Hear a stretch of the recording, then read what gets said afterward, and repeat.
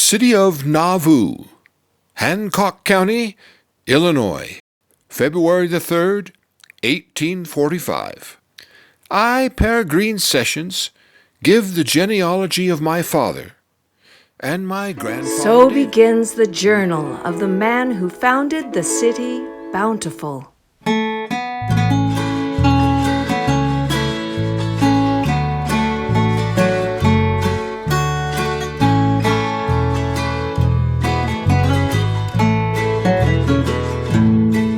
From a Latin source meaning traveler or wanderer, Perrigrine is a perfect name for a man whose travels were plentiful, laden with hard times. There's a song that will linger forever in our ears.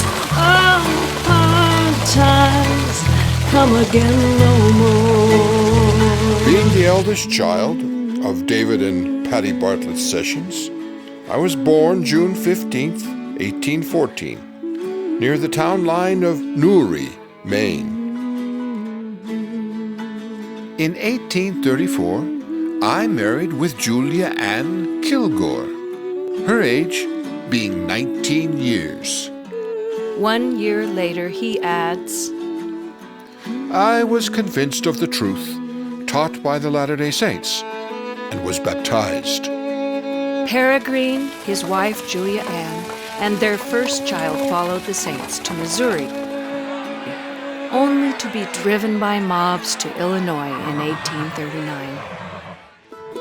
After a year-long missionary service to Maine, I found my family in Nauvoo, in a little log cabin 14 feet square with my father's family. eventually he built his own home in Nauvoo, Illinois, on the banks of the Mississippi River. There he rejoiced with the birth of a second child. Perrigrine the Traveler then left again in April 1843 on another mission to Maine. Julia Ann passed away shortly after his return 1 year later in 1844. 'Tis a dirge that is murmured around the lonely grave. Oh, hard times come again no more. 6 months later, he married sisters Lucina and Mary Call. In 1846, as the persecutions of the saints became intolerable, he helped his parents flee Nauvoo. Months later, he made the exodus with his own family. He spent the next year helping his fellow saints who were spread across unsettled Iowa and in winter quarters, Nebraska. This was the hardest times I ever saw in my life, or expect ever to live through. Perrigrine was one of the leaders of the Second Company of Pioneers to leave for the Rocky Mountains in the summer of 1847.